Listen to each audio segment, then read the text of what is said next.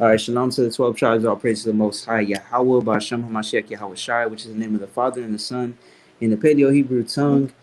Today we're going to do a lesson called Work as unto the Most High, or Work as unto Yahweh, Ba'ashem Yahweh Shai. Work with patience leads to blessings, right? So some things happened in the past week or two in my life. Quick testimony as to where it put the spirit on me to do this lesson. Right, so we're going to start in Colossians 3 and 23, and then we'll go ahead and get into it. This is Colossians chapter 3, verse 23. And whatsoever ye do, do it heartily, as to Yahweh, and not unto men. So, a lesson that we should all learn, whether it be a woman or whether it be men, but especially speaking to men, me being a man, especially speaking to men that have children or wives, is that we need to learn how to do this. Go ahead and read it one more time. And whatsoever ye do, do it heartily, as to Yahweh, and not unto men. We need to learn how whatever we do, right, whatever we set our hand to do, we need to do it like if we're doing it for the Most High, right? This is the same verse in the NLT. It says work, or Salakia, it's loading.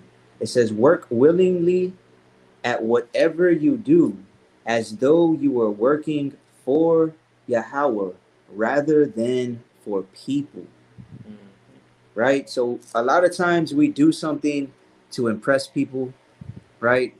Or to please people. But what we really need to do is learn how to work wholeheartedly in order to do it for the Most High, trying to please the Most High, right? And so before we go on, I'm just going to give y'all a quick testimony, right?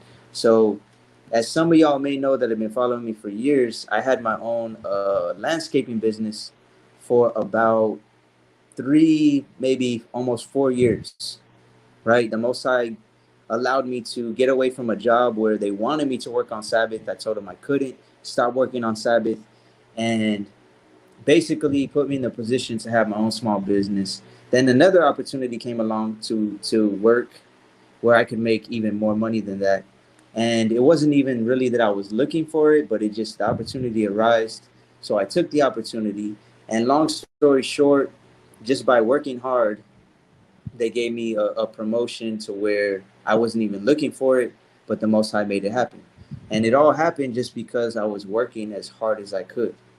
Right? So when we learn to do this, we're going to read it one more time. If you can learn to do this in everything, the Most High is going to make things work out in your favor. Go ahead. And whatsoever ye do, do it heartily, as to Yahweh, and not unto men. So doing things as heartily or wholeheartedly as you can, as unto Yahweh, is going to benefit you. Right? So me, now, some people may think, oh, well, it's not doing it. If you're working physically a job, it's not like you're doing it for the Most High. But you actually are if you're living according to wisdom, right? If you want to get 1 Timothy 5 and 8, actually, real quick. Martin and Kayla Anderton, shalom. Rashane Green, first time catching you live, all praise to the Most High. Khan, all praise to the Most High. Me and this brother were just talking about this. Isaiah 55 and 11, it says that the Most High's word is going to go out to who he wants it to go out to, and it's going to accomplish what he wants it to accomplish. It's not going to return void. So if you're on here the first time, that's because of the Most High. So all praises to him. Lonnie Love, Shabbat Shalom, sis. Shar Shabbat. Yep, hope y'all are all having a good one if you're observing the Shabbat today. This is 1 Timothy 5 and 8. But if any provide not for his own, and especially for those of his own house, he hath denied the faith and is worse than an infidel. So as a man, if you're not providing for your household, you're worse than a non-believer. If you look up that word infidel, it has different definitions, but what it's really talking about is a non-believer, right? Because how are you going to look as a man, right? Which I know many examples, and I won't give specific examples, but speaking in general, I know many so-called men or so-called brothers that claim to be in the truth, but they don't provide for their household, right? And I'm not talking spiritually, because another topic we were just talking about is you have to look at everything, or almost everything, spiritually and physically, right? You have to be set apart spiritually, like not being a part of all these false doctrines, etc. But you also have to be set apart physically, getting away from wicked people, in order to not put yourself in the position to have an evil spirit jump on you, right? So the same thing with providing or working for your family, right? It says you're worse than the infidel if you're not providing for your household. So that means spiritually teaching them the scriptures, comforting them with the scriptures, etc., but also providing for them financially and physically, right? So go ahead and read that one more time. But if any provide not for his own, and especially for those of his own house, he hath denied the faith and is worse than an infidel. So when you're working, like we just read in Colossians 3 and 23, it says, whatever you do, do it heartily as unto the Most High and not unto men, right? Going out and working and providing for your family, if you're moving in wisdom and doing it for your family because you know that's one of the laws that you're actually supposed to keep. If you want to get that as well, Exodus 21 and 10, Uh, it is actually a law to provide for your wives, for your children, right? So you are doing it unto the Most High if you're doing it to keep His commandments, right? Go ahead. this is Exodus chapter 21, verse 10. If he take him another wife, her food, her raiment, and her duty of marriage shall he not diminish. So you have to provide for your children and for your household. You got to provide their food, right? Spiritual food, which is the word, but also the physical food.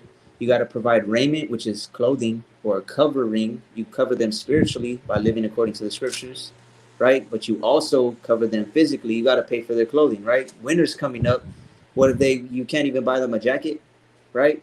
Etc. So when it says in Colossians 3 and 23, whatsoever ye do, do it heartily as unto the Most High and not unto men.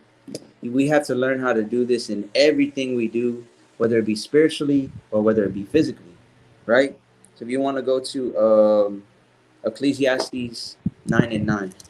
Uh, Ecclesiastes 9 and 9. Lahama, Shabbat Shalom, sis, if you're observing it. Armando Alcala Khan, Shabbat Shalom. From California. Khan.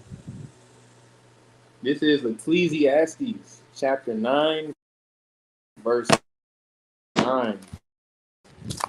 Live joyfully with the wife whom vanity, which he hath given thee under the sun, all the days of thy vanity. For that is thy portion in this life, and in thy labor which thou takest under the sun. Khan. So it says, live joyfully with the wife whom thou lovest. Right? When you read in Proverbs and you read in I believe Wisdom of Solomon and Sirach as well, it's saying that wisdom is supposed to be like a wife unto you, right? A matter of fact, if you get Proverbs 3:13, so it says, live joyfully with the wife whom thou lovest all the days of the life of thy vanity. When you look in the Hebrew, one of the definitions for vain or vanity is breathly or breath, right? So we're still breathing right now. We're living the life of our vanity, right? Most high willing, we get to make it to the kingdom, and that's no longer a life of vanity, right? It says, which he hath given thee under the sun all the days of thy vanity. For that is thy portion in this life, and in thy labor which thou takest under the sun. So it says, live joyfully, right? Live joyfully in thy labor. Go ahead. This is Proverbs chapter 3, verse 13. Happy is the man that findeth wisdom, and the man that getteth understanding. So it's actually supposed to be a happy or joyful thing to you when you get wisdom and you get understanding, right? Because when you get wisdom and understanding, you're going to know and understand that you actually have a chance at the kingdom, right? That should be a joyful thing in itself, to just know you have a chance. Because when you go out in the world, whether it be to get groceries or to work or whatever the case may be, If you look around, we are basically in the modern day valley of dry bones. And as I say that, we got the windows open here. It starts pouring rain. Look at that. Most High's like, I got something for you. That's spiritual, right? It just started pouring out of nowhere, and look, the sun's out. Yeah. That's crazy. We are in the valley of dry bones, right? The majority of people are spiritually dead. So us even having a chance at the kingdom and being able to be awakened to this wisdom and knowledge from the Most High should bring joy to you.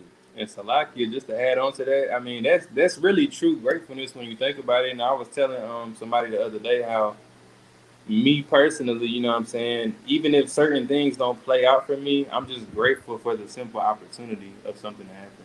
You know what I'm saying? Like how you was just saying, we got the simple opportunity and a chance to make it. So most high will not make it, but the simple fact that I have the opportunity is what I'm truly grateful for because he didn't have to give it to you in the first place. Just that opportunity. And that's why it says to hope in the Lord, right? Hope in Yahweh, because, or like the scriptures also say, hope that is seen is not hope. Because what does a man have to hope for something if he has it already?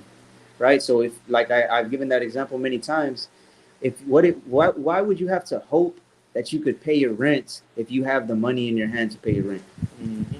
Right? A lot of times it's just a test of faith and to see how much faith or hope you actually have in the Most High. Right? And that's something I learned in the beginning of this walk. Right? As soon as I came into the truth at first, I wasn't the one providing for my household. I was training MMA 3 times a day so I could fight, and my rib was working, which is completely out of order. Happened to me too. Right? And that's happened to a lot of us because, like we were talking about earlier, this is a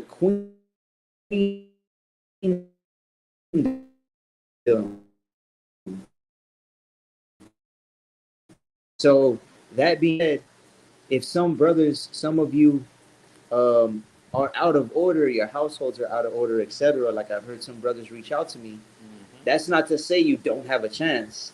That should be motivation for you to do as much as you can, right? To work as unto the Most High in order to get things in order, right? That's like this brother here who just he has 2 jobs, Yep. right? Went from months ago not having a job to having 2 jobs because he's sincerely putting in the effort and the work necessary to get to the point where he wants to get in life.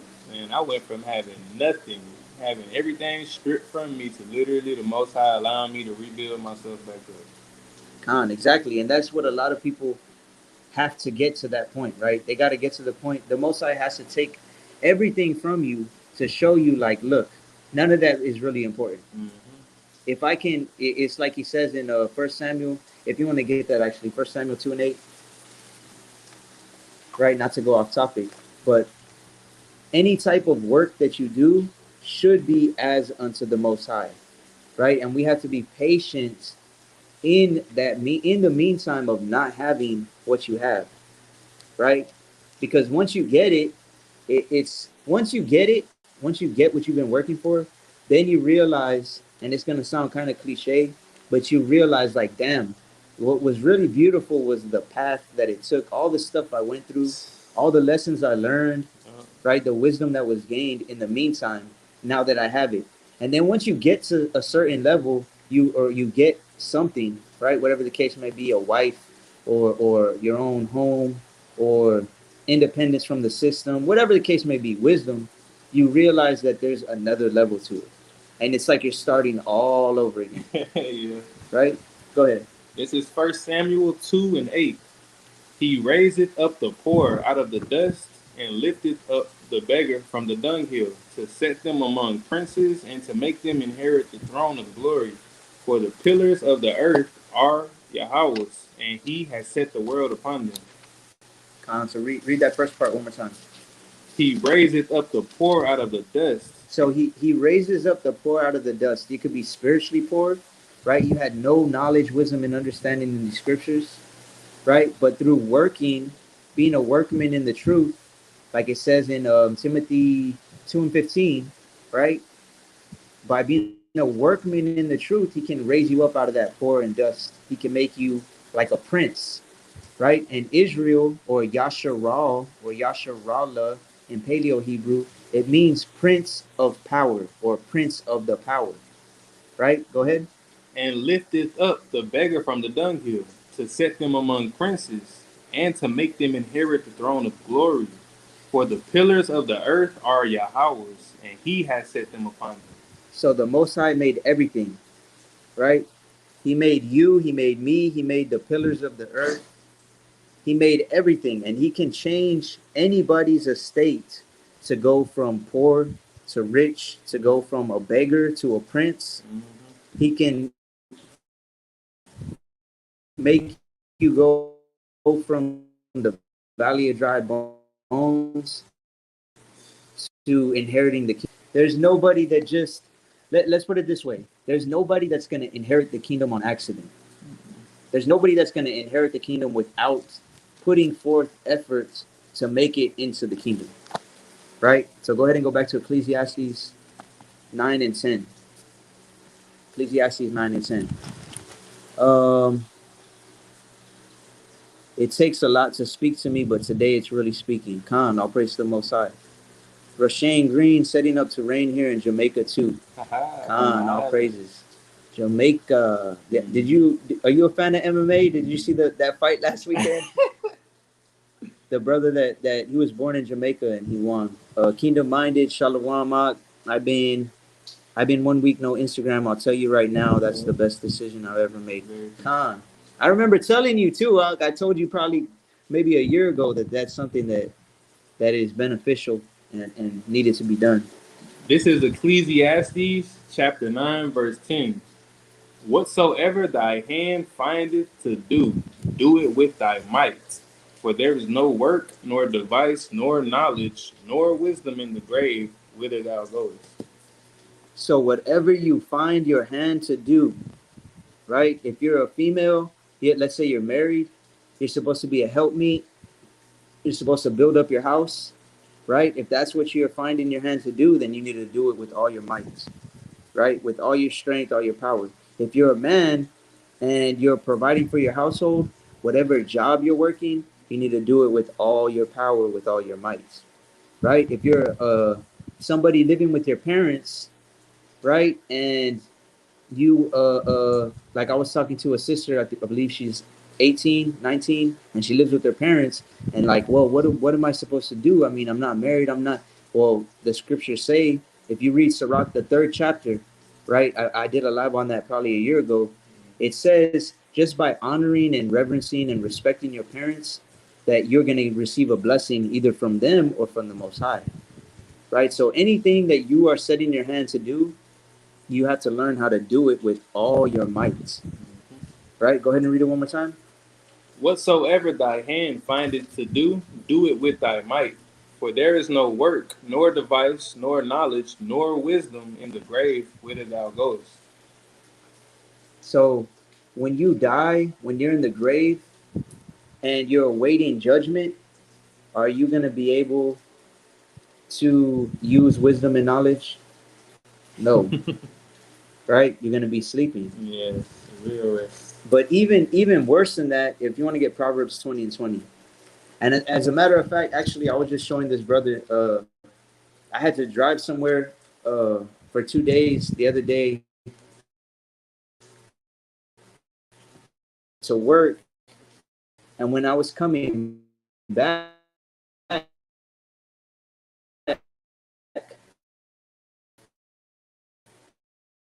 I got out early. There wasn't as much work as I thought there was going to be, right? And I was driving on like this. It's called a highway, but as I was coming back, there was a bunch of 18-wheelers like out of the lane, and like they have vans. They do like deliveries and stuff like that. The yellow vans, and the whole front end, like it looked like if the engine just disintegrated. There was no, it was just the front of the body, right? Like the whole nose was gone, and there was pieces everywhere, and it was facing one way in the road, and then there was a Suburban facing the other way. So as I'm coming around it, there was a large lady, let's say, in the passenger side of the Suburban, and she had both her arms like over the airbag and over the front of the truck, right? Like the whole front end was all smashed in and stuff. I don't know if she was dead or if she was just passed out or if she was just resting, but she wasn't moving at all, right? So then I came around the other side and I saw a dude, and the same thing. He was like over the dashboard, his arms, and he just wasn't moving. I don't know if he was dead or what the case was. There was a bunch of cars already stopped, right? Like trying to help him, whatever. But anyways, the point was when that happened, and I just showed the brother before he got on here too. I was like, damn, that's crazy because if I would have been a few seconds before this, that could have been me. You know what I mean? And the Most High, it just goes to show, like we just read, First Samuel, the second chapter. If you go 2 verses up to verse 6, it says, "I kill and I make alive."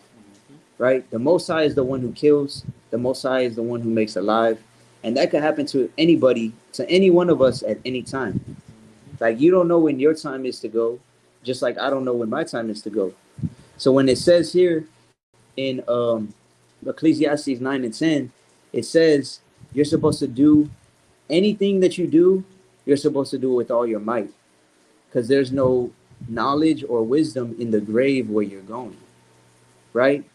And knowing that and keeping that in mind, the Most High doesn't have to kill you physically for you to not have a chance at the kingdom, right? He could. I've seen people over the years, about 6 years of being in the truth and knowing of the truth. I've seen people that I was like, damn, thinking that certain brothers are like mightier than me in the scriptures or in the spirit, from going to like they're not even in the truth no more, right? That's crazy. So we don't know when that can happen. So knowing that should give you humility, number one, right? Knowing that at any time he could put your light out, but it should also put fear in you to where you're like, okay, I really need to do everything to the best of my ability in order to please the Most High, because he could just either kill me physically or spiritually put my light out at any time, right? So go ahead. This is Proverbs chapter 20, verse 20. Whoso curseth his father or his mother, his lamp shall be put out in obscure darkness. So now when you curse your father or mother, right? And if you read in a lot of Solomon's writings, he says that wisdom can be like a mother to you, in the sense that it'll nurture you, right? Actually, we just read that earlier. If you want to get wisdom of Solomon 3. So the wisdom, the Most High's word can nurture you, but also the Heavenly Father, right, is somebody you cannot curse, right? And it doesn't have to literally be, oh, I curse you and blah, blah, blah. Curse, when you look up that definition, it could be blasphemy. It could be just showing a disrespect towards somebody, to your parents specifically. Now, of course, this could be talking about your physical parents, your blood parents, right? But the number one person we're supposed to be pleasing, and we just read in Colossians, the third chapter, right, that you're supposed to be doing things unto the Most High. Whatever you do, whether it be good or bad, you're doing it unto the Most High, whether you realize it or not, right? You could be out being wicked and religions, you're still doing it to the Most High. You're an Israelite and you're his chosen people, and he knows you're his chosen people, and you're doing it against him. If you're doing something according to his scriptures, according to his spirit, you're doing it for him. You're still doing it unto him, right?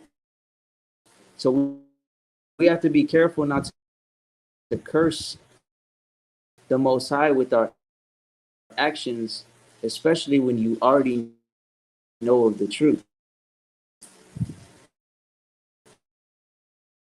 right? Because he knows, and you know that he's woken you up for a reason. And we were talking about that earlier too. The promotion for you, remember where you blessed according to your wickedness. You can go ahead and read that out. This is Proverbs chapter 3, verse 35. The wise shall inherit glory, but shame shall be the promotion of fools. Right. So as I was briefly saying earlier, I got a promotion, not even looking for it, right? I wasn't trying to get promoted or nothing like that in this company, but something happened, and I'll tell y'all exactly what happened in just a minute. But something happened to where they were like, you know what? hey, I'm putting you up for a promotion. Do you want it? And I was like, I mean, I'm not gonna turn it down, right? More benefits, more money, etc.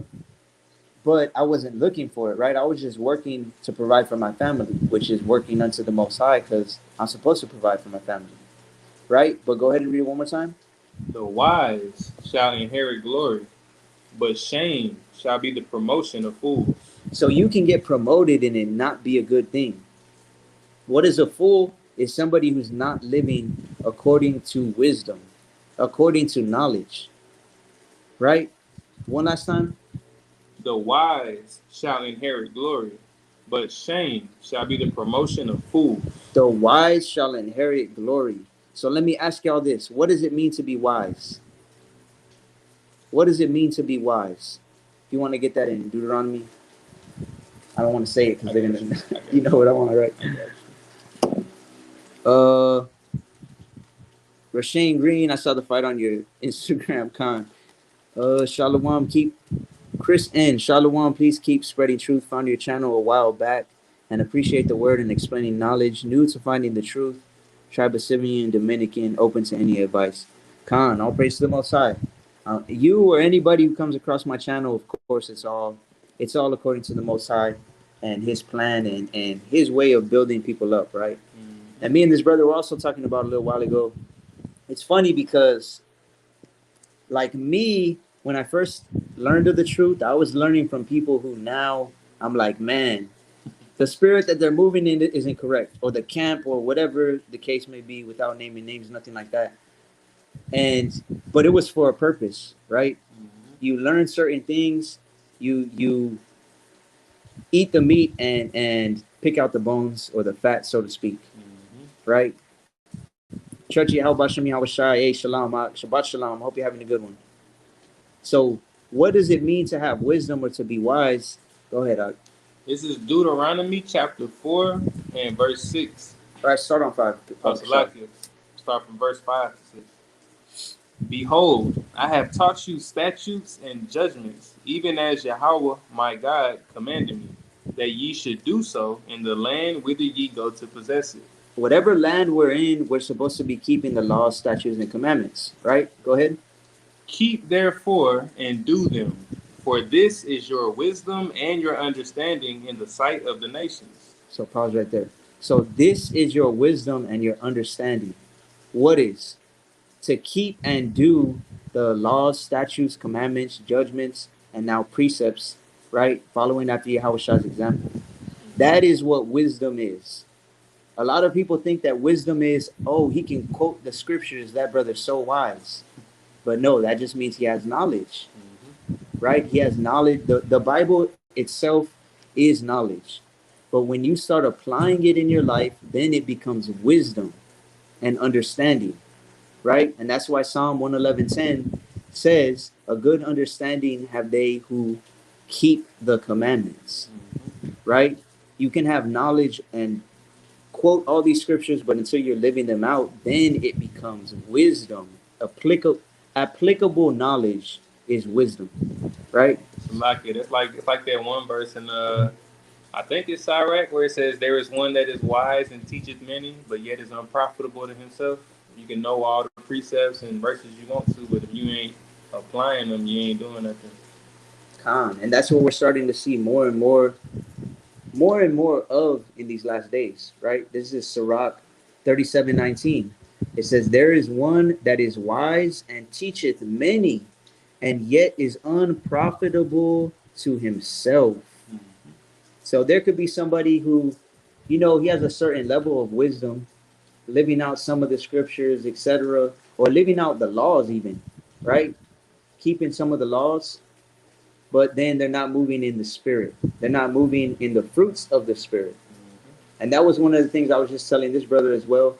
There was certain people that I would learn from when I was first coming into the truth. I'm talking about like 4 or 5 years ago.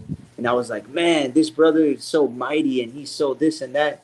And then later on, it was just like the Most High put the spirit on me to be like, damn, something does not sit right with me about how they're teaching, about how they're talking about other people, about how they just how they come off their spirit, right? And that's why, or if you want to get 1 Corinthians 2:14, Baba Kasha, that's why the more you come into this truth, you need to pray for discernment, right? That's something that I think some people may forget to pray for. But it comes with work, though. But it of course is going to come with work, but it's a gift of the Spirit, which again, the Most High is not going to gift you or bless you with something unless you are deserving of it. Mm-hmm. Right? Go ahead. This is 1 Corinthians chapter 2, verse 14. But the natural man receiveth not the things of the Spirit of Yahweh, for they are foolishness unto him. Neither can he know them because they are spiritually discerned. So you have to be moving in the Spirit to start spiritually discerning things. Right? You can't be a carnal or natural man, as it says. So the more you start gaining discernment and you start applying knowledge or moving in wisdom, you're gonna start discerning and seeing, okay, you know what? Yeah, this person may know scriptures, but man, look at their fruits, right? Or another thing, um, there's a scripture in Sirach, I can't think of it right now, the actual chapter and verse, but it says, um, that you a man will be known of his children, right? It says, "Count no man blessed before death, because a man will be known of his children." Mm-hmm. What is your children? It's your fruits, right? And Yahushua said, "You will know a tree by his fruits." So you can also tell somebody um, by their fruits, physically or spiritually, the fruits that they're displaying, but also by their households, right? By their wives, by their children, if they're keeping their house in order, etc. But go ahead and read Colossians or Ecclesiastes 9 and 10 one more time. Fine. This is Ecclesiastes chapter 9, verse 10. Whatsoever thy hand findeth to do, do it with thy might. For there is no work, nor device, nor knowledge, nor wisdom in the grave whither thou goest. So before you're in the grave, you need to start working with all your might unto the Most High, right? And doing as much as you can towards Him as opposed to doing it as unto men. So go ahead and get 1 Corinthians 3 and 8. 3 and 8. This is 1 Corinthians chapter 3, verse 8.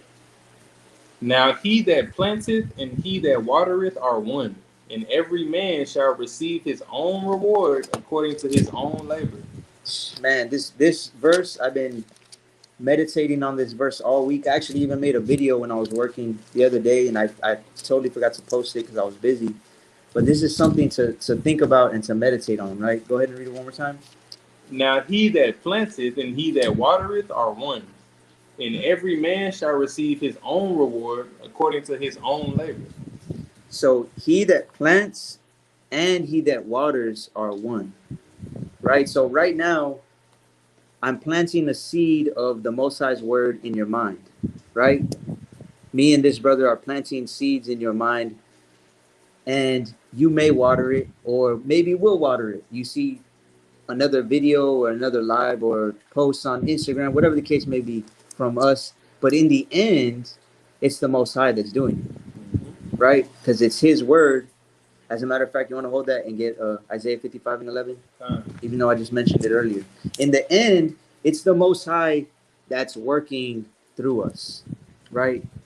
Anybody who's teaching the scriptures in the right spirit and according to truth and according to wisdom, it's actually the Most High trying to bring in His sheep back into the sheepfold, right? But what we have to understand is, like it says here, every man shall receive his own reward according to his own labor. So it's like I tell brothers all the time. Certain brothers will ask me, well,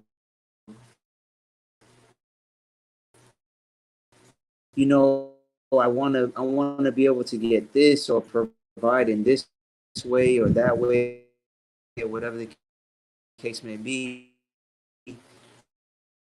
And it's like okay, well, how much have you been studying then? Right? How much have you been reading? How much have you been praying? How much have you been fasting? How much have you been, you know, doing this? How much have you been, you know, doing that? And it's like, okay, well, how much have you been studying then? Right? How much have you been reading? How much have you been fasting? How much have you been Or okay, how many jobs have you applied for?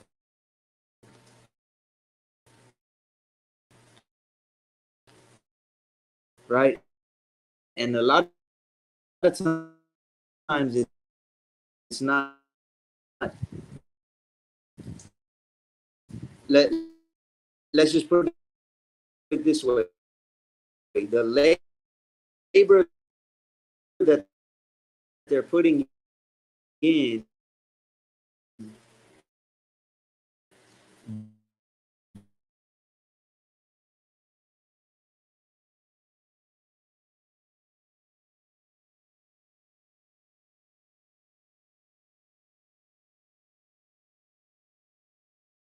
doesn't like I really want to do this, or I really the word telling that lady.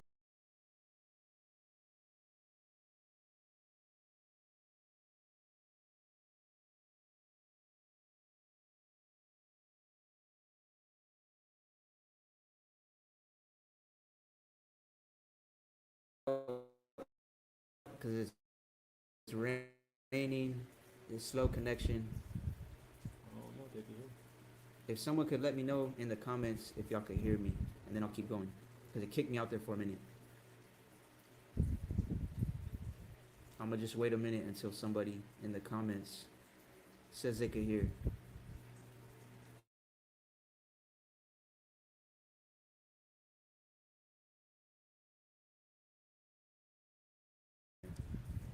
Okay, Khan. Martin Kayla Anderson said I could hear. Salakia kicked me out. But it's low. Hearing you, but it's low. Okay, Khan. We'll try to speak up a little bit because Yeah. it's raining and it's showing there's a slow connection, and we don't live like in the city, so it's already not that good of a connection. But basically, the Most High is sending out the word to whoever He wants it to send out.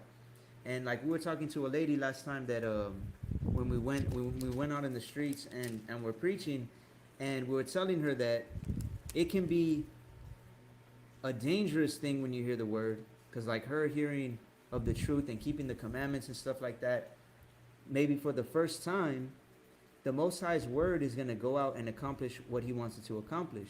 So what if what He wants it to accomplish is you hear the truth, you know what you need to do, but then you don't do it, and now you have no excuse in the day of judgment. Mm-hmm. And He's going to tell you, oh, well, remember at this time you knew you need to keep the commandments and live. You need to have faith in our Messiah. You need to get baptized for remission of sins, etc. You heard it and you didn't do it, and now you have no excuse. Mm-hmm. Or on the other side, right? On the other hand, it could be you're gonna hear the truth, you're gonna have the Spirit to start following it, and now you're not in the congregation of the dead anymore, right? So it all depends on when you get that seed planted, what are you going to do with it? Are you going to let it die, or are you going to continue to get it watered? Right? If you want to read 1 Corinthians 3 and 8 one more time. Con. This is 1 Corinthians chapter 3, verse 8. Now he that planteth and he that watereth are one, and every man shall receive his own reward according to his own labor. So, whatever labor you put in, you're going to receive some type of reward for it. Right?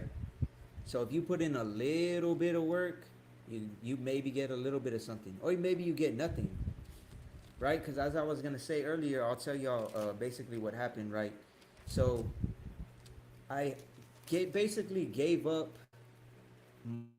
my own business in order to possibly, at the time, it was just a possibility, right? To make more money and have more benefits and things of that nature. Before we all know Babylon's falling, right? We all know we're moving closer to the mark of the beast and towards Jacob's trouble, towards all these prophecies coming to pass, right? So my thought process, discernment, understanding was, all right, you know what? Over the next couple months, let me see how much money I can make in order to not only provide for my household, but also prepare for the things that are to come, right? So I actually gave up my business or my clients, stuff like that I had, right? As far as cutting grass and trees and etc. So I could get this other job. Long story short, about 3 months or less than 3 months later, just working as hard as I could as until Yahweh. Then my boss, I guess you could say, was like, "Hey, we fired this person. Do you want his job?" So obviously I said yes, and now I'm getting paid more, but also more is required of me, right? You got a precept out? I do. I got a precept to go along with what you were saying with 1 Corinthians 3 and 8. This is 2 Corinthians chapter 9, verse 6. And it also goes with Isaiah 55 and 11. But 2 Corinthians 9 and 6. But this I say, he which soweth sparingly shall reap sparingly, and he which soweth bountifully shall reap bountifully. Con. So when let's say your works, right, is what you're sowing, because it takes work when you compare it to the days of old that were growing food. If you only plant 5 seeds, the most plants you're gonna get is 5, right? Mm-hmm. If you plant 100, oh, some of them are gonna die. Maybe you get 50. You still get way more than when you planted 5, Mm-hmm. right? So when it comes to actual labor, and using myself as an example, right? The more work that I put in, the more obviously money that I would make, right? Because me, it was solely commission, Mm-hmm. the job I was doing. Now that I got a promotion, now it's salary and commission. But the only reason I was able to do that is because when it was only commission, it was like I was putting in as much work as I could, right? And patience is a big part of it, because let me tell you, 2 weeks, about 2 weeks into doing this job, I was already ready to quit. I was getting something happened to where I was like, man, I was feeling impatient. And I actually called my boss and I was like, hey, man, is there any way I can make more money? Because this happened and it, it's, it was ridiculous. Like a bunch of other people quit because of something that happened. And at that time, I was like, you know what? All right, I'm going to give it another week or two and we'll see how it goes. If you want to get Luke 21:19. Uh, And so after that, I started working harder, and I was blessed because of the Most High, seeing the work that I was putting in, putting the Spirit on somebody else to give me a promotion without me even asking. Go ahead. this is Luke chapter 21, verse 19. In your patience, possess ye your souls. Read it again, Balkashar. In your patience, possess ye your souls. In your patience, you possess. If you get impatient, like I see some brothers posting and saying stuff like, "Oh man, I just can't wait until this place is over and it's destroyed and all the wicked are killed. I can't wait for that day." Right? But what did the scripture say?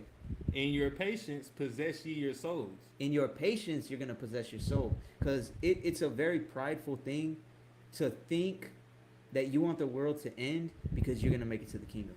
And then I know that says it in even Amos too, doesn't it? Con. It says, "Woe unto you who desire the day of the Most High, for what shall that day be for you?" You don't know what that day is going to be for you. You don't know if you're gonna make it. Me and this brother don't know if we're gonna make it. Most High willing, we do. So how are you gonna say, man, just destroy this place already, Yahweh? That's you making an assumption that you already have a spot in the kingdom, Yep. and that's prideful. And pride is the beginning of all sin, Mm-hmm. right? So not only in your patience do you possess your soul, because it takes humility to be patient, right? But you're also in your patience, you're gonna possess your job. Saying for me, right? Because I didn't know. 2 months ago, I was already thinking like, damn, I'm gonna quit, man. I don't have to put up with this shit. I had my own business. And I didn't have to worry about stuff like this. And I was like, you know what? Let me calm down. Let me rule my spirit. Let me be patient, right? And now it's led me to let's just say making more money than I ever have in my life. Mm-hmm. And I'm not saying that I'm trusting in that, because at any time I know that it could be taken away like that, right? They could be like, you know what, you have to get a jab or you have to get a chip, and that's it. It's over, Quit. right? My dad, who is a truck driver, he even said, he was like, yeah, well, I mean, you got 4 or 5 months, make as much as you can, right? Because you don't know what's gonna happen.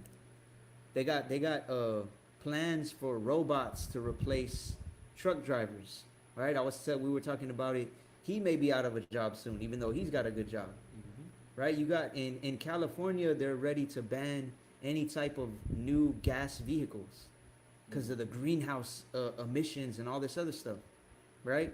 So you never know what could happen. Tomorrow, everything you have could be taken away from you. Tomorrow, you could be put to death, and you're in the grave, right? And that's why it said there's no knowledge or work in the grave. So you need to work as unto the heart and all your might, because and doing it in patience because you don't know when the end may be. Mm-hmm. And like the brother just said it perfectly, there needs to be a humble balance in hastening for the day of the Lord. You want to read that out? Second Peter 3:11. Seeing then that all these things shall be dissolved, what manner of persons ought ye to be in all holy conversation and godliness? So we're seeing that all this whole world is going to be dissolved, right? This whole system, the way everything's set up, everything is going to be brought to nothing, brought to naught, like the scriptures say, right? So what manner of person should we be?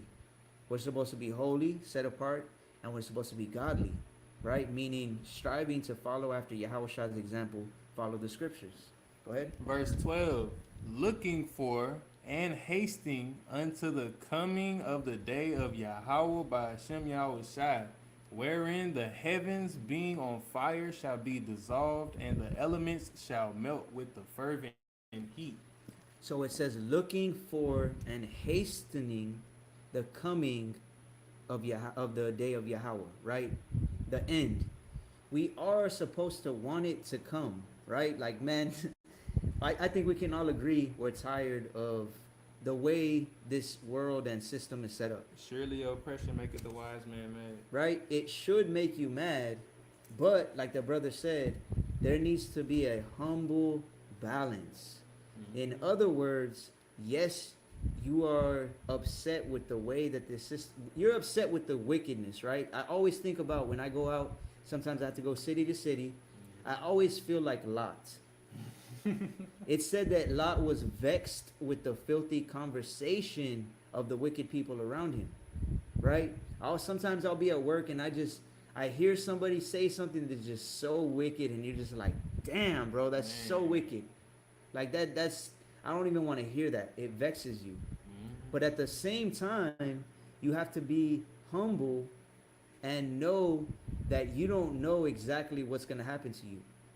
You don't know if you're going to fall out the truth tomorrow. Yeah. Which is why another thing you should be praying for is for the Most High not to take His Holy Spirit. I just prayed for that this morning and yesterday. And we just read that a couple days ago. David was praying for that, right? Not for the Holy Spirit to be taken from him. So we have to be humble and know that at any time it can be taken away from you. Like I said before, there's certain brothers and sisters that I knew and that were striving to follow the truth, striving to follow the words with me, that I know personally in my life. I never thought at that point in time, this person's not going to follow the truth no more.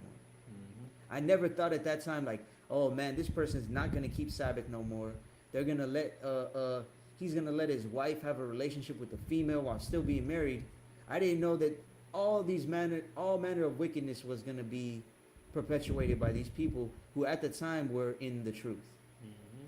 So we have to be humble and always be praying that when that time comes, we're ready for that time. And you don't know if you're gonna be ready. We don't know if we're gonna be ready. Yep, you don't know until you get in there. So what should we do then? In the meantime, we should work as unto the Most High, right? With all our might and while having patience, right? Because in the end, that is gonna lead to blessings if you are patient and doing it in the right spirit, right? So getting back to, were you holding something on? Uh, Second Corinthians. I want to be holding Okay, it. con. If you want to get Proverbs 21, Proverbs 21. So going back to my story, right? Basically, what happened was, um, there's somebody. So I live in South Texas, right? There's a whole area of probably about, shoot, I don't know. I want to say like 10 or 12 counties, right? And there's somebody who is the crew captain for my company. There was somebody who was the crew captain for my company for this whole area, right? And he's in charge of this whole area, everyone who works there, whatever. I went 2 weeks ago to a store where we build stuff, and I saw him there, right? And when I saw him right away, I knew he was high. Because I smoked weed for 13, 14 years of my life. I know when somebody's high, right? Yeah.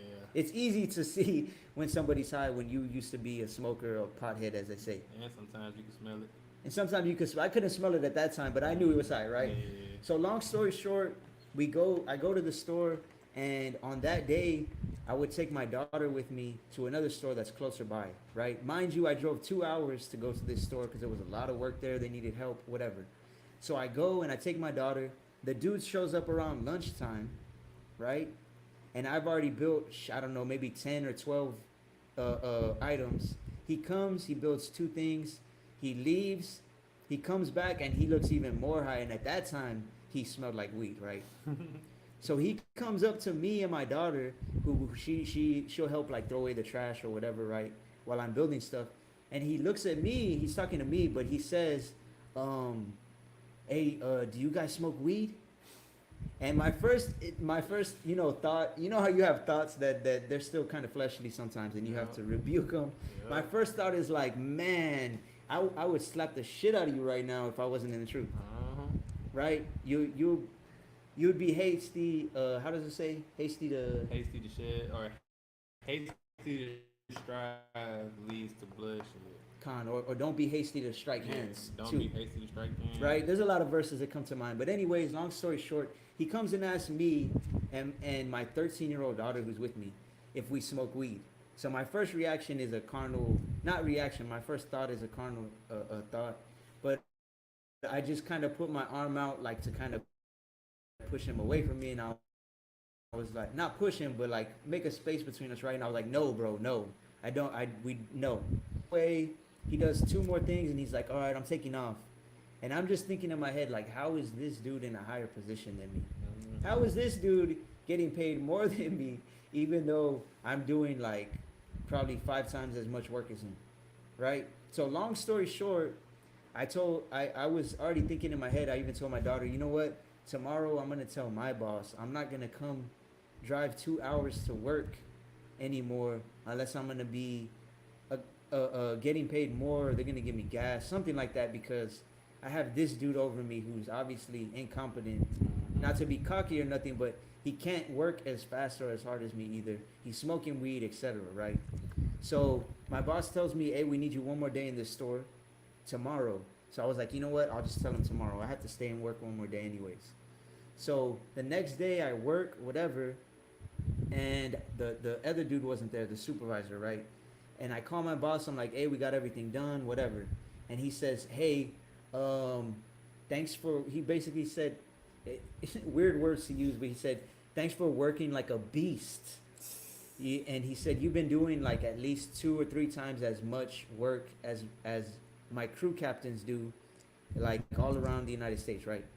And he was like, oh well, I had something to tell you. One of the managers from that store called, and the crew captain, the one that had asked me if I smoked weed, he went in. One of the managers saw that he was high, so we fired him. Do you want his job? Right? And the first thing that came to my mind was this verse right here, 21:18. It's all right. I'm not correct. This is Proverbs chapter 21, verse 18. The wicked shall be a ransom for the righteous, and the transgressor for the upright. The wicked shall be a ransom for the righteous. If somebody gets kidnapped, the ransom is what you have to pay in order to get that person to be safe, right? Mm-hmm. To benefit that person, there has to be a ransom paid, right? So me being patient and being like, you know what? Number one, I didn't quit at the beginning when I wanted to. Number two, I didn't slap the crap out of this dude, even though the carnal part of me, I'm not gonna lie. Just because my daughter was there, my 13-year-old daughter, how you gonna ask if we smoke weed, Mm-hmm. right? I was patient with that as well, ruled my spirit, and then also I just waited one more day to not tell my boss anything because I didn't want to be impatient, Mm-hmm. right? The Most High made this man a ransom for me to provide more for my family, right? You want to read it one more time, Baruch Shah? Time. The wicked shall be a ransom for the righteous, and the transgressor for the upright. Now, I'm not saying that I'm righteous or that I'm upright, but I can guarantee you that I'm striving to follow the Most High way more than this dude is, because I've heard some wicked stuff come out of this dude's mouth, like Uh-huh. really wicked stuff. I won't even repeat, right? So the Most High will make things happen for you if you're working with all your might, if you're working as unto Him, right? And if you're working with patience, because that can be one of the hardest things. I've talked to a lot of brothers. That could be one of the hardest things is keeping That patience. patience. That is the hardest thing. If I gotta be honest, that's the hardest. We all say we got patience, but you don't really know how much patience you got until the Most High puts you in a situation that pushes your patience past the limit you thought you had. Calm. And that's why I always say you got to be careful what you pray for, because you could say, please give me patience. And then the Most High is like, okay, let me test your patience. Say no more. I'm really gonna test you. Right? Let me make you prove your patience then. Mm-hmm. Right? If you want to get Sirach 1 and 23, Sirach 1 and 23. And this goes with, it could be a job, it could be with being patient with a person, it could be patient with um, getting a blessing that you desire, right? Go ahead. This is Sirach chapter 1, verse 23. A patient man will bear for a time, and afterward joy shall spring up unto him. So when you have wisdom, you're going to learn how to be more patient and bear certain things for a time, Uh, right? In your patience, possess ye your souls. And afterwards, something good could come out of it, right? Afterward, joy shall spring up unto him, right? If you want to go to chapter 2, and you can start on 1. Kinda. I know which verse he was talking about too. Kind of. It's Sirach chapter 2, verse 1. My son, if thou come to serve Yahweh, prepare thy soul for temptation. If you're trying to serve the Most High, you're gonna be tempted in one way or another. To be honest with you, when I went to this other city, right, and this whole situation happened with this dude, I was feeling good that morning. I was like, man, it's gonna be a good day. I'm gonna make a lot of money. And then this dude comes in, hey, y'all smoking? I was like, man, my patience and my spirit was tested, but in the end, he kind of threw the roof just because my daughter was there, right? If it was just me, I would just blow it off. You know what I mean? But to be disrespectful Yeah. to that point where like it tested my patience, right? You got some real testicular fortitude on me. For real. So, but in the end, and that's another lesson I wanted to do soon, is just going over examples of when you either speak against somebody that's for the Most High or the Most High is working with, or if you do something against somebody who the Most High is speaking through or working with, there's many examples of bad things, curses, punishments that could happen to you. Oh yeah. Right? A lot of bad things. Oh yeah. Right? It's like when they were making fun of the prophet. Bald head. Oh, yeah, right. What did he say? Turn up that bald head. Something like it. The children were making fun of Elijah, and what did the Most High do to them? It's embarrassing. He sent bears to kill them. Right? So there's a lot of punishments that go against people of the Most High. Right? And it could be you or me. You disrespect the wrong person who you don't like. I'm sure some of y'all have seen that post where it says like, be careful who you disrespect, because in this world, or in the carnal You never know what rank they got with the Most High. Khan, in this world, their rank may be real low. They may be a janitor, or you think they're a so-called bum or homeless person, right? But you have to be careful to entertain who you entertain, because they may be angels unaware. Angels, as far as an angel is just a messenger, right? It could be somebody who's spreading the Most High's message, and then you disrespect them, and now you got to get punished for it some way or another. Some way. Right? In some way, or then you may not even realize, oh, I'm going through this because I did that. I disrespected someone who was in a higher rank under the Most High, right? And that's not me trying to be prideful and say it's me or something like that. I'm saying in general, you got to be careful who you disrespect, and that's why Paul said in Romans, you got to be at peace with all men if possible. Yep. Right? And that's something that I guarantee you will not see many or most, the majority of popular camps bringing out. Be at peace with all men if possible. They sure don't. They're gonna, oh man, look at that white dude. He's Esau. Hey Esau, you're going into captivity. All white people going to captivity. Right? So you have to be at peace with all men. That's using wisdom. Right? That's like Yahushua said, to be wise as a serpent, but harmless as a dove. Right? You're not going to see a serpent go and just pick a fight with somebody bigger and stronger than it for no reason. Not saying that people are bigger and stronger than us in the spiritual realm, but in this queendom, or in this kingdom, right? We know who has more power than us physically. We know who can cast into prison. That's why Yahushua said, what? Agree with your adversaries. Agree with thine adversary quickly, or he's going to throw you in that cage, and you're going to have to pay to get out. It's right? going to be high, too. And we've seen teachers in the past, so-called teachers or leaders of Israel, go against that and fall victims to that. For not agreeing quickly with police, and then they get arrested. Yep. And then, oh, it's because the Lord this and the Most High. Well, if you would have just listened to what he said, you would have been able to keep going, just somewhere else. Exactly. So go ahead and read that again, and then keep going on. Sirach 2:1. My son, if thou come to serve Yahweh, prepare thy soul for temptation. Verse 2. Set thy heart aright, and constantly endure, and make not haste in time of trouble. And constantly endure when you're going through temptation or going through trials and tribulations, right? He who endures unto the end, the same shall be saved. Right? That's patience all throughout that verse. Don't be hasty to get out of whatever trouble you're in, because a lot of times it's going to lead to something even worse, right?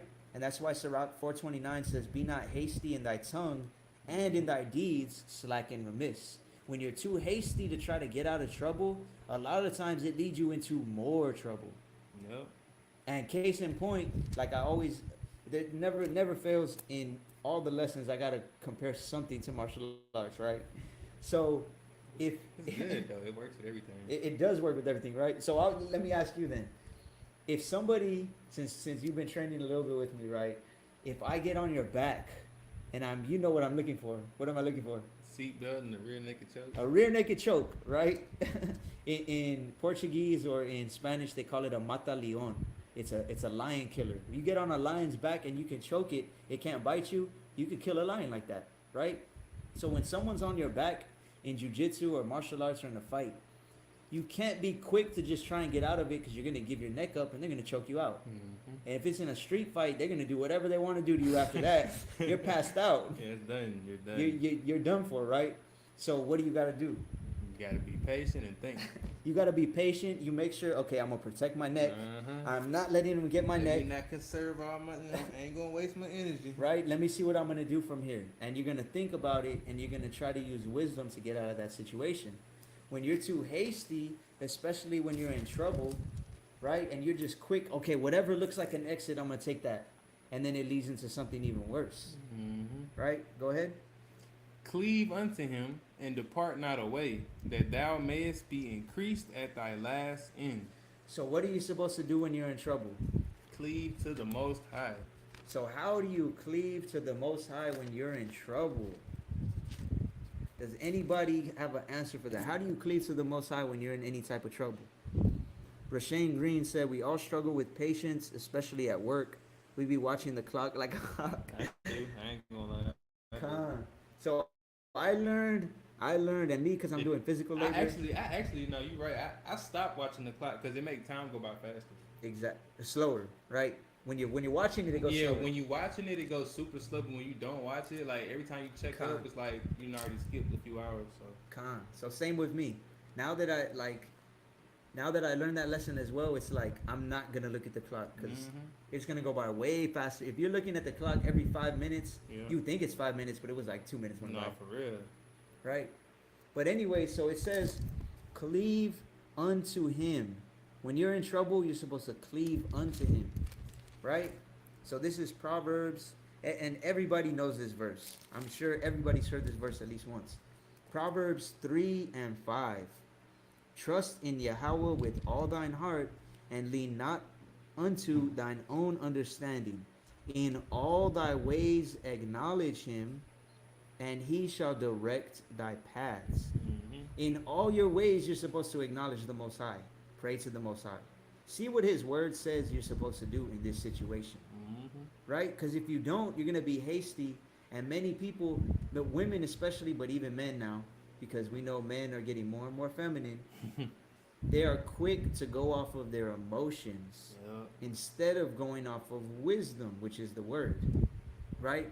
So it says, in all your ways acknowledge him. In temptation, acknowledge him. In tribulation and trials, acknowledge him. Mm-hmm. And he shall direct thy paths. Now that doesn't mean, okay, let me acknowledge him and pray to him. What should I do, Yahweh? Oh, you know what? You're right. This person did me wrong. Forget that person. Let me move off of emotions. Thank you.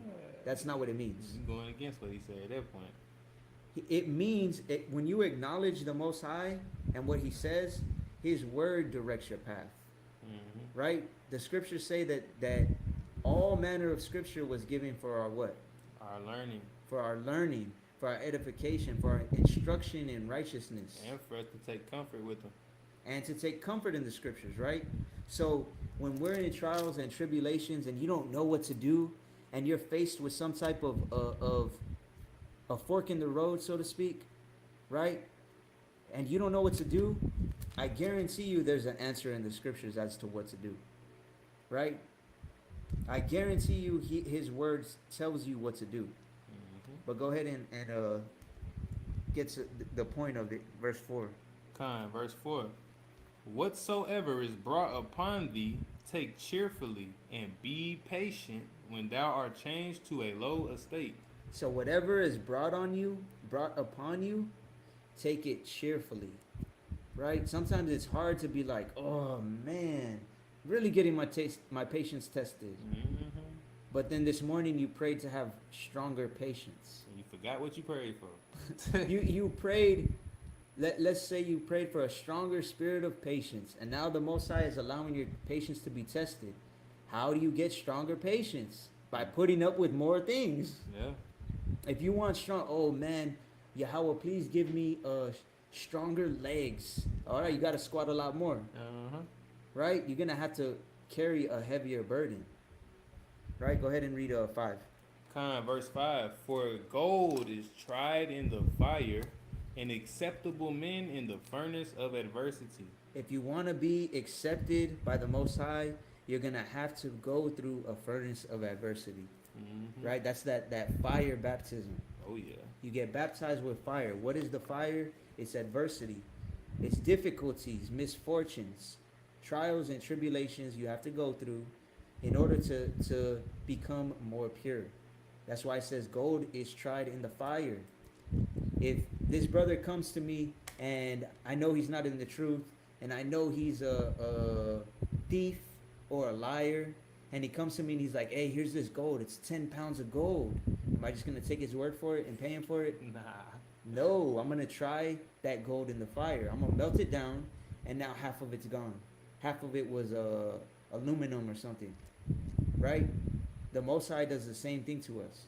He allows us to go through certain situations to see if we're going to prove through our works, because every man's going to be rewarded according to his work. He's going to see if you're actually willing to put in the work and go through the things you have to go through in order to get what you actually say you want, whether it be the kingdom, whether it be a godly wife, whether it be being able to provide for your own household, whatever the situation is, right? Con, He's gonna make you prove that you really want what you say you want. con. I actually got a precept to go off of that specific verse too. Go ahead. While you in the furnace of adversity, this is Sirach chapter 2, verse 14. Come. Woe unto you that have lost patience, and what will ye do when Yahweh shall visit you? Come. Woe, danger, death, destruction to you that have lost patience. When you lose your patience, nothing good is going to come out of it. Mm-mm. If you lose your patience at your job, you might get fired. Yep. You lose your patience with the Most High, you might get your light put out. Yep. You lose patience with the woman you're courting, the situation might end, Mm-hmm. right? So you always have to be patient in everything that you're going through in order to, in the end, I mean, we're all shooting for the same goal, which is to make it to the kingdom. Yeah, we all shooting for a penny here. Con, exactly. We're all shooting for the same reward, right? And that's why I'll never understand how some brothers are like, well, I've been in the truth this long, Don't and matter.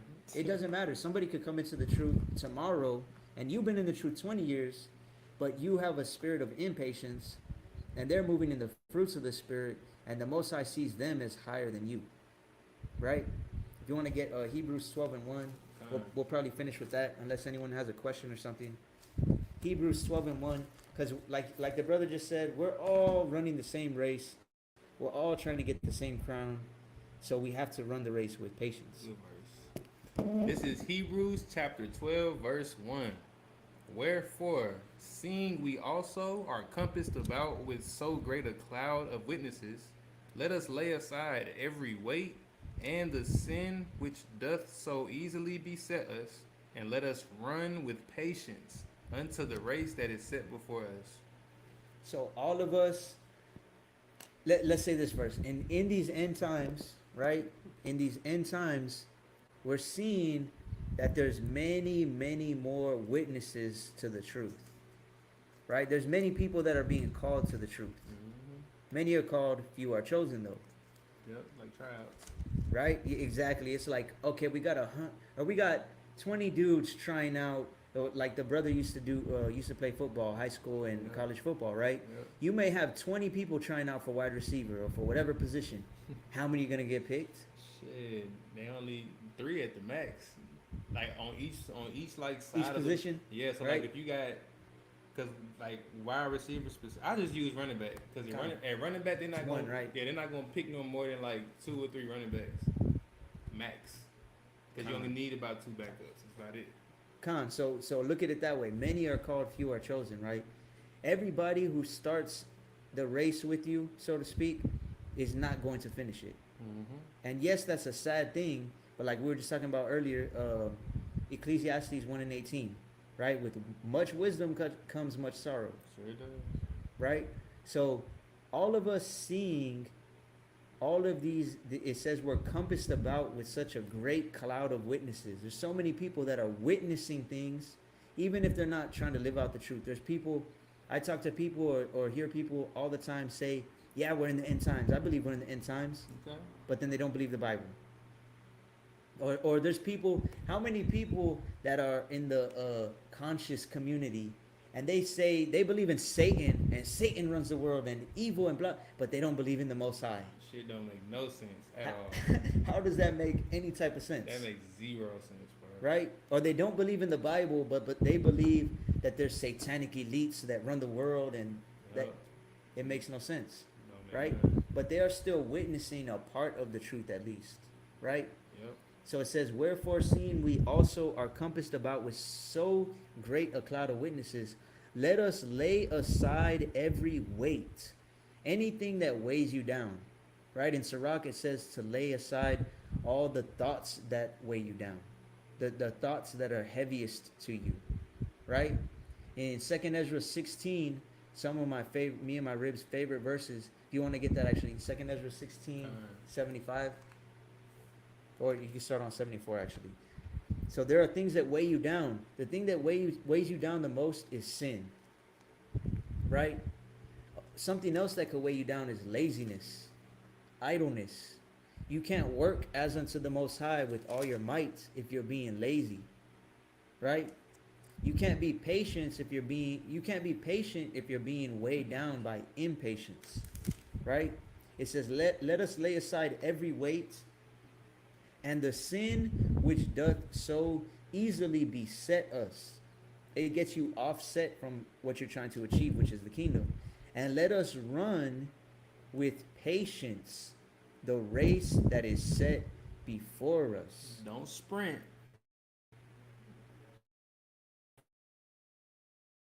Don't sprint. Marathon, it's not a race. Yep. Right? And that's why you see some maybe some of y'all have seen as well.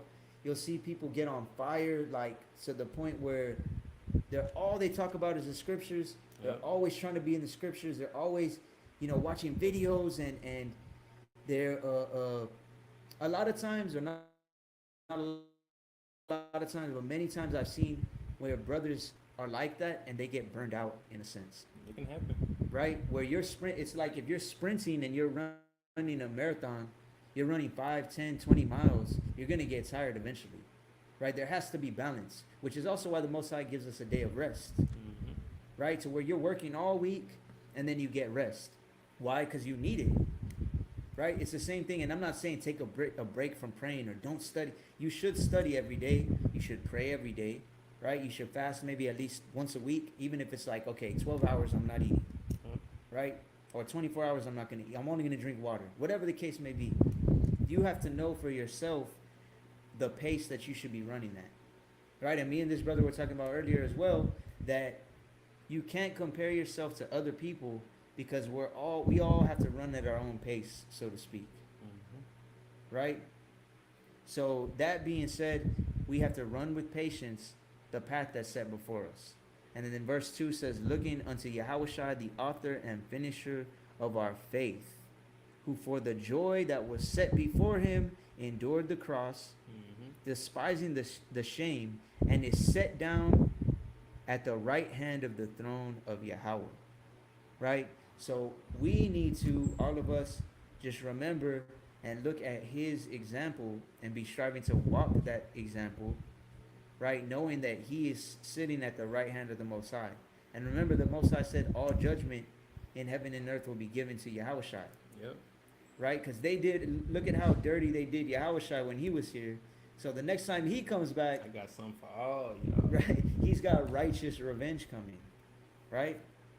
And I'm actually going to read verse 3 and then we'll finish with that out. It says, this is Hebrews 12:3.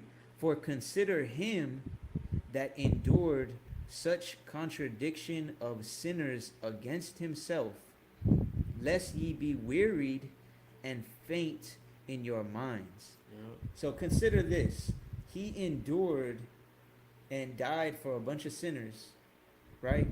Who even many of them or most of them are still living in sin and not trying to follow after his example and follow what his father said to do, even though he died for them. Yep. So it's saying to consider that contradiction that he endured, right, against himself, because those sinners are living against him. And then it said, lest ye be wearied and faint in your minds. Knowing that, like whatever you're going through, right, if you're getting impatient or you're getting like, man, I can't put in all my might in this work, right? Anything that we're going through is nothing compared to Yahushua or to what he went through. And even lesser, but still more, lesser than Yahushua, but still more than us. Like me and the brother have talked about it many times. Anything me or him or you are going through is nothing compared to what Job went through. At all. Not even close, right? Not even close, bro. And that's why the scriptures were given for our learning. They were given for examples, right? So you should take comfort in the scriptures, like the brother said earlier, in knowing that, okay, you know what? That's not for me to say what you're going through is nothing, right? But you should, when you take comfort in the scriptures, it's like, okay, Yahushua, he literally got whipped, he got beat, he got a thorn crown put on his head, he was thirsty. Imagine carrying carrying a Mm-hmm. big old heavy piece of a tree to the point where you can't even carry it no more, Mm-hmm. and you're dying of thirst, Yep. and then they give you vinegar and piss for you to drink, And they stab you in your hands. right? And they do all manner of all these things that he had to go through for people that had him put to death, Yep. right? And then he still had the humility and the spirit to say what? Father, Forgive them. forgive them for they know not what they do, Yep. They don't know what they're doing. right? So we have to understand that and keep that in mind, right? Lest ye be wearied and faint in your minds. We shouldn't be fainting or be so wearied to the point where we're like, okay, I don't want to put in as much work unto the Most High as I can, because we're not going through nothing compared to them. Even though we are still going through things, it's nothing compared to Job. At all. If you haven't read the book of Job, I challenge you to read it I was and gonna say I challenge you on that. tell me that what you're going through is worse than Job. There's no way. What you, me, this brother, all put together, is not anywhere. It pales in comparison to what Job went through. That's the one thing to keep me going too when I was going through it. Right.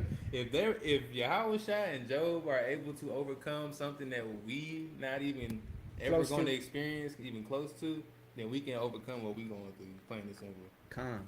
And us being this close to the end, if you have eyes to see, ears Oh to yeah, hear, that should give you even more motivation to know, okay, we're this close, gotta do it. Gotta see right? it through, my boy.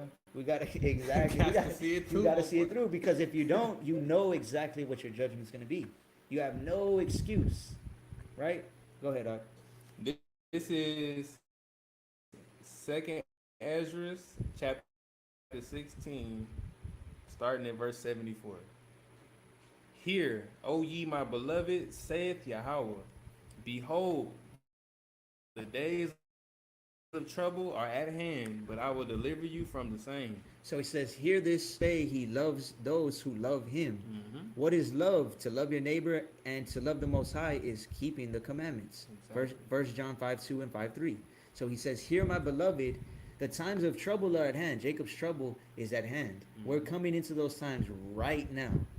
But what did he say? I will deliver you from the same. He's gonna save you from the same. Go ahead.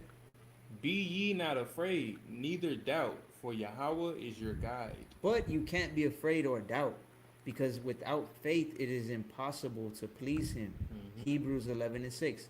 If you don't have faith that you can make it through this thing by following the word, then you're not going to make it because you don't have faith. Exactly. You can't be afraid and you can't doubt because the Most High will guide you. Go ahead. And the guide of them who keep my commandments and precepts, saith Yahweh by Hashem Yahweh Shai. Let not your sins weigh you down, and let not your iniquities lift up themselves. So he is the guide of those that are going to keep his commandments and his precepts, right? Because even when I first was coming into the truth, first learning of the truth, I would hear everybody say, right, just keep the law, statutes, and commandments. Just keep the commandments and live. And yes, this is true, right? But there's far more. If you look at the Torah, right, the first 5 books, the book of the law, Tawa Ra, it literally means like the book of the law, Mm. right, or the law.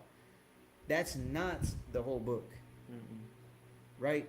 And Yahweh and Yahweh Shai come in the volume of the book, Yep. the whole thing, the Torah, the so-called Old Testament, the so-called Apocrypha, the New Testament.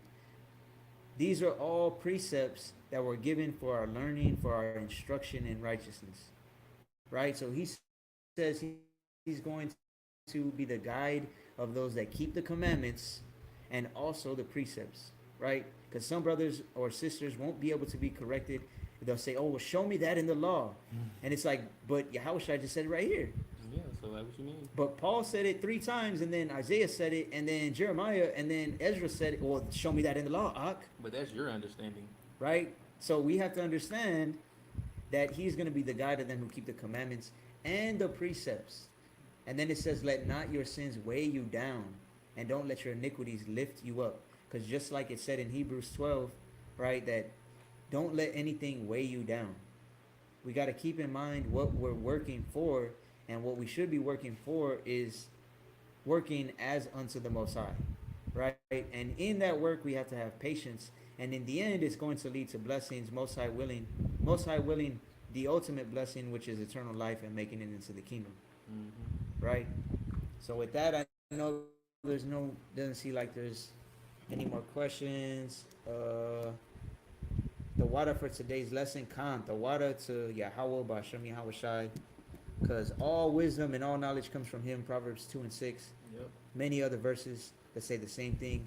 So hopefully this was edifying to at least a couple of you brothers and sisters. For those of y'all keeping the Sabbath right now, Ashar Shabbat, Shabbat Shalom. I hope y'all have a good one. For those of you not, I pray y'all stay in the spirit. I always pray for discernment to be guided in truth by the Most High, right? Put your trust in Him and nobody else. Search the scriptures for yourself. Yes, it's good to listen to other brothers and get wisdom and things of that nature. But even me, right? The reason that when I came into this truth, I came in as a so-called conspiracy theorist, right? So I would learn something, and what I would try to do was try to disprove it, right? Oh, really? The Earth is a globe, but Prove all things. let me right prove all things, right? And think about it this way: if the Most High tells us to prove all things, that means He's also going to have to prove us, Guaranteed every time. right? So the way we prove ourselves to the Most High is by working as unto the Most High. And that also means being a workman in rightly dividing the word of truth, right? So if you hear something I say, write down the precepts. Yep. Go over it yourself. Go read it. Go find some precepts of your, oh, you know what, this backs up this. Oh, you know what, there's 3 more, 4, 5 more precepts. Oh, look, this brother could have pulled these precepts, it would have been perfect. And then find a way how to apply it to your life. Exactly, right? That's the important part. Because knowledge without application is just knowledge. It's not wisdom, right? So work as unto the Most High, and let that work that you are using benefit those around you by being a light to them. And right? work out your own salvation, like Philippians 2 and 12 says. Khan, most definitely. It all comes down to that, working out your own salvation, right? The water for a beautiful lesson. Learn more each time I watch your videos, and it helps me a lot with my study and spiritual growth. Khan, all praise to the Most High. Always. Always, always. The water ark on the empowering lesson. Shabbat Shalom. Khan, all praise to the Most High. So think about it this way. Actually, if you can get 2 Timothy 1 and 7. I just posted it yesterday, but yeah, that's a good thing to finish with. So he said empowering lesson, right? Empowering means to give power to something or to someone, right? Go ahead. This is 2 Timothy 1 and 7. For Yahweh hath not given us the spirit of fear, but of power, of love, and of a sound mind. Anytime you receive spiritual power, it comes from the Most High. Because His Spirit, His Holy Spirit, gives you power, right? It gives you love, meaning keep the commandments. There is no evil spirit out here giving you the spirit to keep the commandments, right? Because that's what love is. 1 John 5 and 3. This is the love of Yahweh, that we keep His commandments, and His commandments are not grievous. So if something is empowering you to keep the commandments or to have a sound mind, that is all coming from Yahweh Shem Yahushai. Right? So Shabbat Shalom, and Khan, all praise to the Most High.